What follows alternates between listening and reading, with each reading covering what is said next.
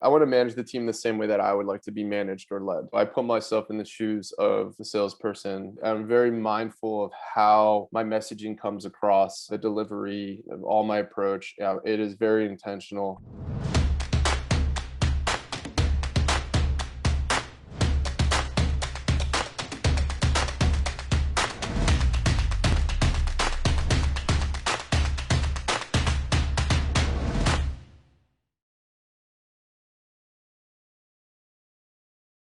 My sales leadership philosophy has always been one of leading by example, but also I want to I want the team I want to manage the team the same way that I would like to be managed or led. So I put myself in the shoes of the salesperson, anyone that is in my organization, and I'm very mindful of how my messaging comes across, the delivery, of all my approach. It is very intentional. Everything that I do is very intentional and not haphazard. Every word I say, every message I type out or deliver always has a very intentional. It comes from a very specific place. So I think back to people that I've worked with and worked for, and I've tried to extract all their best qualities and try to at least be aware of all their negative qualities or things that I perceive to be negative, and I've kind of created this Frankenstein style of my own style, my own philosophy of how to lead based on all those experiences. And something else that I've done, and I started this about 12 years ago actually, is sharing my principles, my leadership principles, my management principles. I share them with the team, and every time I onboard, anytime we onboard new hires, in my session where I'm like, "Welcome to the sales team," and go through some slides. It's like the third slide that I share. I always share my principles. So I've got a list of principles that everybody knows about, so that they understand more about me and how we do things here. So there's as little mystery as possible. Very very big on transparency and trying to be as as open of a book as I possibly can, so that the team doesn't feel like they have to walk on eggshells. They know exactly what's going on. And I feel like that creates and fosters an environment where people are more comfortable to do great work. Yeah, okay. So things are highly considered as far as your interactions go. Yes. Yeah, okay. You said there's something really interesting about that, right? Because when we look at tech, we look at high growth. We look at the chaos that we all love, but grapple with. Yep. It can be easy sometimes to have a gut reaction, can't it? We feel the pressure. We feel the speed. So on a personal level, Jason, how do you make sure you live and ascribe to those principles you mentioned, even with the craziness around us?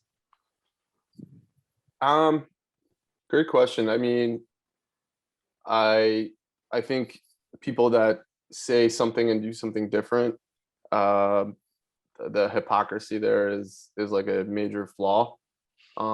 So the principles are important not just for the team to know, but also to like be my guiding principles into how I do things. So it's not as difficult as it sounds, or it may seem, for me to really subscribe to my own principles and live my own principles. They're the ones that I came up with. So and I have a high level of self-awareness, and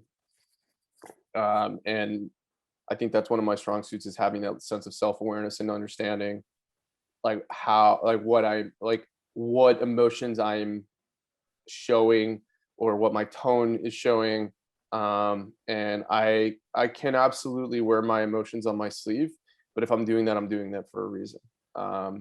So I'm very, very self-aware and constantly reminded in the back of my mind, like, this is important. The team needs to see, like, it's a job. I think leadership is a job that, you said it's a hobby, it's a full-time hobby. The team is always looking at you. The team is always evaluating how you respond to things, how you how you handle certain situations, what you're saying. They're hanging on every word, literally every word. They take things very literally, or sometimes they completely misinterpret things. So you have to account for both of those. So yeah, I'm very just constantly mindful of like what is being said and how it's being said, and how I'm acting, for sure. Yeah, great. Really good to hear, Jason. The self-awareness piece. When you look at sales and the way it's perceived in the UK, it doesn't always have a positive reception. Um, we know that's, Yep. we know perhaps it should, but most people might not attribute self-awareness to a salesperson. They might describe a salesperson as a very different thing. And I'm interested to hear what you think of the benefits, the positives, why people should include self-awareness in their leadership strategy, or even as an individual rep in sales, and how that links as well to what people think of us. Yeah. So um, one of my favorite quotes, and I actually have it. I'm staring right at it. It's a picture of Reed Hastings, the CEO of Netflix, where he says, "Do not tolerate brilliant jerks. The cost of teamwork is too high." Um, I've had scenarios where I've had people on my team who were top performers who did not have that sense of self-awareness, who were toxic or disruptive to the rest of the group in some way, shape, or form, whether it was something they said or did, or it was a series of things that they say or do. That one person is not bigger than the team, and that I think that the way that I hire, I look for cerebral people with high EQ. Um, I prefer high EQ over IQ when it comes to sales skills. I think I can teach you sales skills, and you could develop your sales acumen. It's just like any other topic or any other thing that you could learn and study, but learning how to be a good person or having that sense of self-awareness. I mean, some people are just screwed in that department. They're just sort of, that's the way they are, and that's it. So it's something that I am very, very, very cognizant of during the interview process, and the types of people that I add to the team. Yeah. And I wanted to ask about that process then. EQ, not always as easy to wean out as IQ or acumen. So what have Yep. you found to be really successful there? And how do you monitor that as the person is hired and onboarded and progresses through their role, right? Because it doesn't just stop at the interview stage. Yeah, I've done a lot of different things. So what's interesting is right now in my interview process, I have a couple roles that I'm hiring for, and I am very, very involved in the process. Even though I'm very busy as a VP sales of an organization and like that, and we're scaling and we're doing all these different things, I consider this to be my number one priority, making sure that we're hiring the right people. So I'm doing all these phone screens. I've done 3 today, for entry level roles. And on those conversations, I'm not talking about their experience. I'm not talking about like, tell me a time that you did, like, it's not a professional interview in that sense. We're just talking. How's your day going? Thank you so much for taking the time to chat. How'd you hear about us? What are you looking for? What's going on? Like, tell me a little bit about what you've been up to. And then like the conversation just sort of starts to unfold rather. And you start to get a sense for how this person thinks and talks, and how they react to different questions I ask. And I may throw like a random question out, just like try to kind of catch them on their toes a little bit, not to trick them, but just to kind of see how they react to certain things. So that's a good way for me to uncover that. And then there are some of the more traditional questions that you might be able to ask in the interview process, like have you ever had, tell me about a time that you had a negative interaction with somebody at work, or one of your managers. Like, what happened there? How did you handle it? Something to that effect. Those are like the more tried and true methods of being able to uncover that. And right now I'm going through a process where I have a culture that we promote from within, and there is a very talented account executive who has expressed interest and promise to for expressed interest in becoming a team lead, and then ultimately, a manager at some point. So I've started to create these little mini assignments and testing him and seeing what he's capable of, and coaching him through that. And his ability to have um, overcome this visceral reaction of like, I hate how we do this, like this is terrible, this is causing problems, to taking a more pragmatic approach, and thinking about it very, very carefully and strategically, and his ability to have caught himself and realize like, yeah, this is wildly unproductive for me to just complain about things, and instead think about it from a constructive way and approach it from a constructive way in a more strategic fashion. um, that to me means that he scores very high on his EQ, and his ability to tone it down, whereas other people are just incredibly, like, they just speak what's on their mind, and they don't think about how to, like, they don't think about their audience, they don't think about how it's perceived.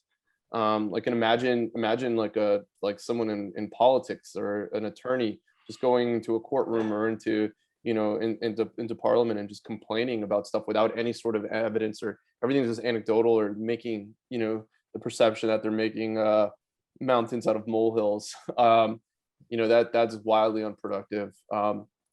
In fact, my first principle that I share with the team, and this is something I learned working at a startup in New York City in the mid 2000s, from the CEO of the company, is you need to be a problem solver, not a problem spotter.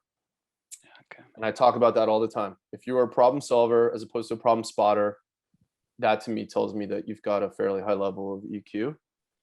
That instead of just whining and complaining about things, you're actually taking a different approach to solving the problem. So, Okay. So being cerebral isn't just a value you follow yourself, it's also one that you coach on, sure. and that you inspire in people. Yep. Yeah. The scale thing's interesting, right? Because it sounds like you have a really close relationships with your reps. You understand them on a deep emotive level, and they have the same relationship with you. Mhm. But sales team scale, they get bigger. We have less contact time with reps. So Mhm. how are you approaching that as you folks grow and expand? Yeah, I've dealt with that quite a bit in my career, having worked at companies that scaled quickly. I think that a lot of it has to do with making yourself available to the team, setting parameters and guidelines for what that means. I think, again, going back to the be a problem solver, not a problem spotter. I don't want people just to come to me and complain about things. But having that open door policy where reps feel like they can approach me, if they have, whether it be in the context of like, here I have office hours, and like an open invite through Calendly for a 15-minute like skip level one-on-one whenever anybody wants. We do, since we've been remote since March of 2020, every couple weeks, every 2 weeks, we all got together on Zoom, and we all just, like, I lead a call with the entire team, and we just go around, and we don't talk about work at all. We just say like, how was the week? What's going on this weekend? Any big plans? And like, people bring their kids or pets or whatever. So I try to make myself as available as possible. But beyond that, like, some of the other principles, and this leads to it, is, the concept of like being vulnerable and being transparent. Um, I want people to have I want my team to have faith in me and the decisions that I make, and trust that I'm making the right decisions. But I also want to explain to them why we're doing certain things. And I also want to tell them when I make a mistake, and like, I'm big on the concept of and this is such a simple theory, but it's so profound. You win or you learn. And that is very powerful, because it eliminates the concept of losing, in theory, right? Like, you either, whatever the scenario is, and it could be something super small or something large, it could be anything, it could be personal, but you either won or you're learning from the experience. And I'm vulnerable with the team, and I tell them like, hey, we tried this thing, it didn't work. um that was on me, like, my fault. We're going to fix it. Here's what we're doing. So that's how I've been able to maintain regardless of the team size, as being very, very public with like those emotions and feelings and thoughts, and letting them know where I'm coming from. Otherwise, they feel like they're just worker bees.